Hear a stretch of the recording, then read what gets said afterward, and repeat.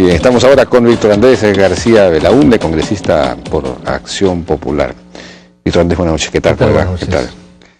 Bueno, el tema de la presidencia del Congreso, la candidatura a la presidencia del Congreso. Finalmente, ¿esto se va a definir? ¿No se va a definir? ¿Cómo se está definiendo? ¿Ya es un hecho? Bueno, ¿La candidatura? No. Estas son candidaturas de 24 horas en realidad, porque se inscriben las listas 24 horas antes de las elecciones. O sea, estamos hablando de una... Bueno, pero se preparan con anticipación, ¿no? Bueno, se vocean, se mencionan, hay algunas tentativas, algunos nombres que circulan, pero nada más que eso. La candidatura es oficial en el momento que se inscribe, y eso es 24 horas antes de las elecciones, porque así está hecho el proceso. Son cargos que duran solamente un año, tampoco pueden haber No, pero me imagino pues que habrán conversaciones. Sí, claro, en los pasillos se conversa muchísimo, muchísimo se conversa en los pasillos, y ya se sabe casi oficialmente, tampoco es oficial, que el gobierno va a tener un candidato que se llama Víctor Isla. Víctor Isla, sí. Y que la oposición, en fin, está buscando un candidato que podría ser yo, pero también podría ser otra persona. Bueno, incluso Víctor Isla tendría ya a sus acompañantes. Se habla de Carmen Omonte y de Luis Iberico. ¿Será el resto? Bueno, pero esos también son rumores, ¿no? Son rumores. Evidentemente, Perú Posible ha dicho que tiene el interés y la voluntad de apoyar al candidato del gobierno, pero tampoco es un tema que yo tengo entendido final, ¿no? También puede haber allí algunos cambios.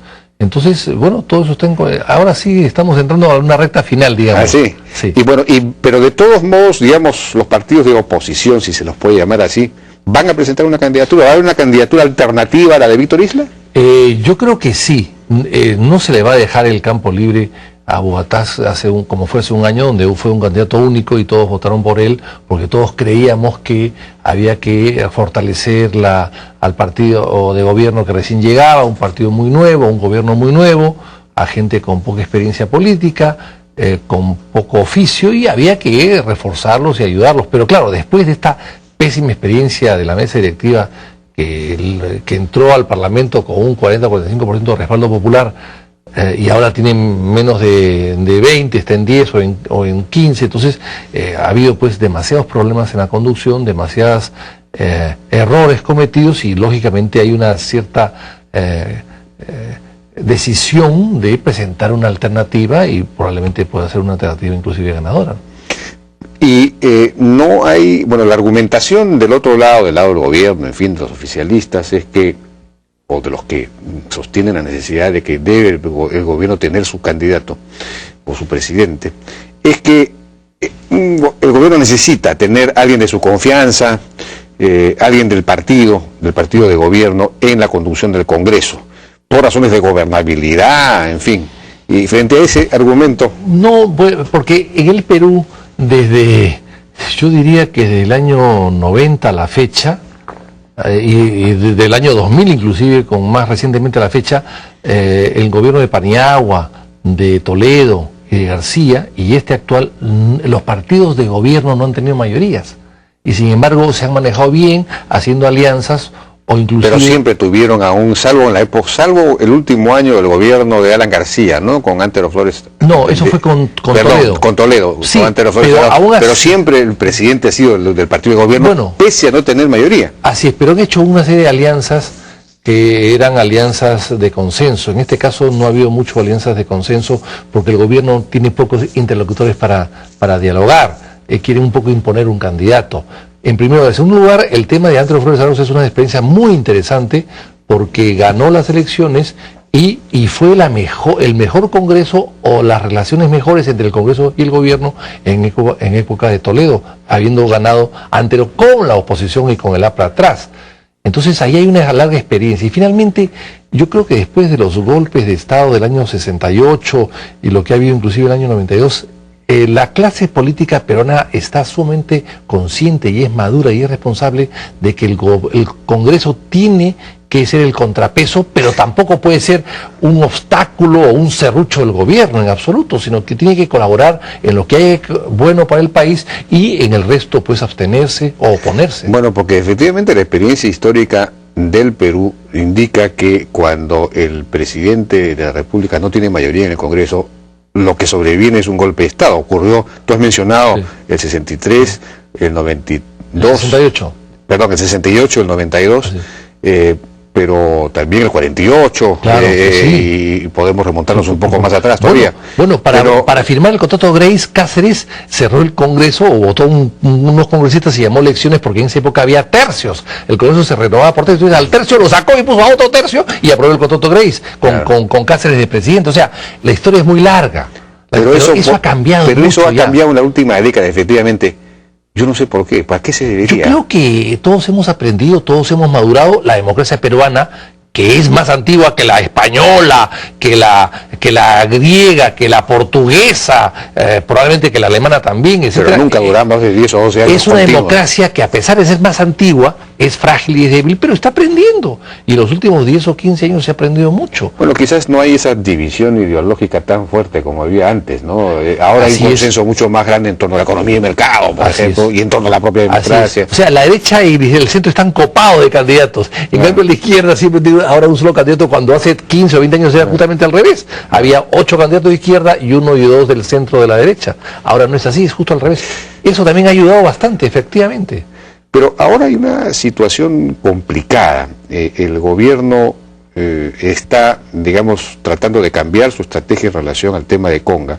El tema de Conga ha marcado prácticamente el primer año del gobierno de Ollanta Humala. Sin solución, además, a la vista. Sin solución todavía a la vista, pero sin duda necesita una solución que sea positiva. Es decir, ese proyecto tiene que salir adelante, porque es un proyecto muy importante para el país.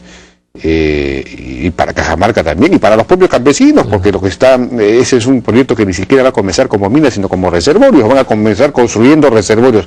Si los reservorios funcionan, entonces, y cuando los campesinos vean que hay agua, entonces ahí se hará luz verde a la... Entonces, ese es un proyecto, pero que de alguna manera se requiere quizá una suerte de consenso o respaldo político general, es decir, una suerte de acuerdo político de los partidos, multipartidario, de respaldo a la minería, a la necesidad de la minería, para que el país no puede desperdiciar los recursos mineros, pues no.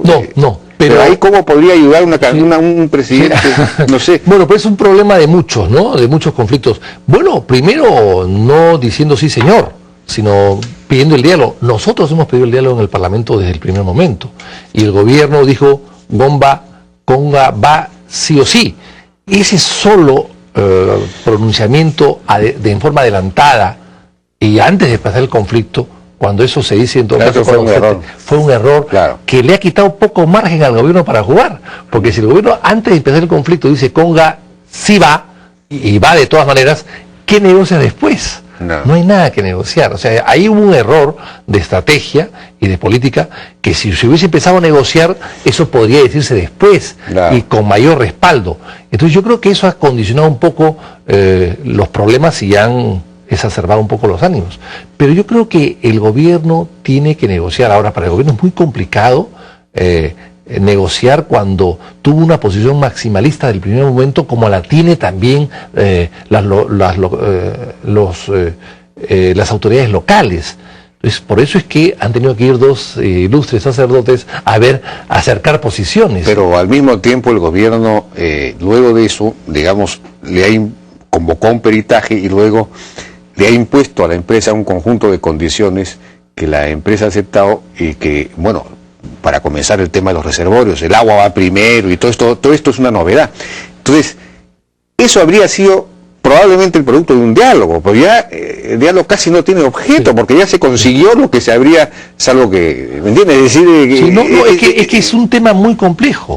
Por eso es que lo mejor cuando pasa estas cosas es poner paños fríos, esperar un poquito y retomar el tema más adelante, porque tal como están las cosas, con un estado de emergencia y con una población levantada contra una minería, o una minera, más que una minería, porque el tema puede ser ese, el tema también puede ser la minera, más que la propia minería. Entonces yo creo que eso es paños fríos, esperar y luego retomar el diálogo. Pero en un esquema, digamos, de creación de un ambiente nacional más o menos concertado en función de estos proyectos, la presidencia del Congreso en manos de García Belaúnde podría contribuir o no tendría sentido, digamos, es irrelevante el tema? No, yo creo que todos los temas afectan al Congreso, evidentemente, pero no somos enemigos del gobierno, en absoluto, no somos enemigos del gobierno. Tenemos aprecio y amistad y admiración por el señor Humala, por la señora Nadine y por todo lo que él representa. En Acción Popular hemos sido el primer partido que apoyó al señor Humala cuando todo el mundo decía que era un ogro.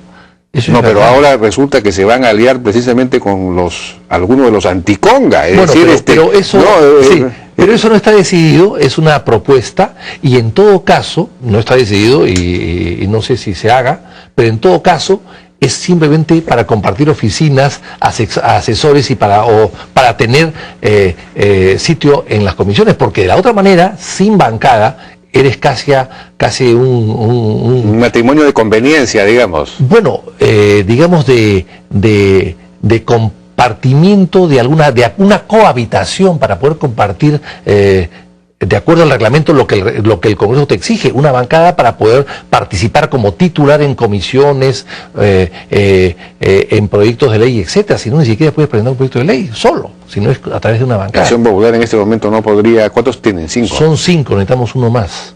En el caso que queramos salirnos, que es una decisión que todavía está en revisión. Ah, pero es seguro todavía. No, está en revisión. Y espero que esa revisión dure pronto y se resuelva lo mejor que se puede. Yo personalmente ya lo he dicho, no estoy de acuerdo con separarnos, pero hay gente que sí, entonces hay que llegar a acuerdos y consensos para poder buscar una solución acorde con la voluntad de todos. Sí, porque para algunos, por lo menos, aunque en realidad, conociendo a algunos de los representantes de Acción Popular en el Congreso, y algunos no saben realmente qué cosa es Acción Popular, ¿no? Pero todos tienen su función, cada cual en su propio estilo, pero todos están haciendo un buen trabajo, ¿no? Una última pregunta y rápidamente. El canciller Roncayolo ha designado a Salomón Lerner Gritis para presidir el grupo de alto nivel de UNASUR que evaluará la situación de Paraguay. Sí. O sea que de alguna manera el gobierno está tratando no solamente de buscar un diálogo en Cajamarca, está tratando de abrir juego. De repente recuperar a los ciudadanos por el... Sí, recuperar a Lerner, que estaba un poco afuera, ¿no? O sea, oye, estás afuera, me criticas mucho, venga adentro, critícame por dentro en todo caso, critícame adentro en silencio, en reserva, y no me critiques afuera ante el público, ¿no? No, yo creo que es una jugada inteligente. Lerner además es un buen elemento, Lerner puede ayudar mucho, de repente también puede ayudar mucho en Cajamarca, porque él dejó Cajamarca en un momento crucial, no lo ha retomado porque lo cambiaron, pero de repente Lerner hubiese podido lograr lo que Valdés no logró en Cajamarca. Quizás fue un error sacarlo en ese momento, ¿no? Ahora, con quien debería concertar un poco más es con el jefe, con Alejandro Toledo, que casi se ha convertido en un furgón de cola del Movadef, del CONARE. ¿Qué ha dicho?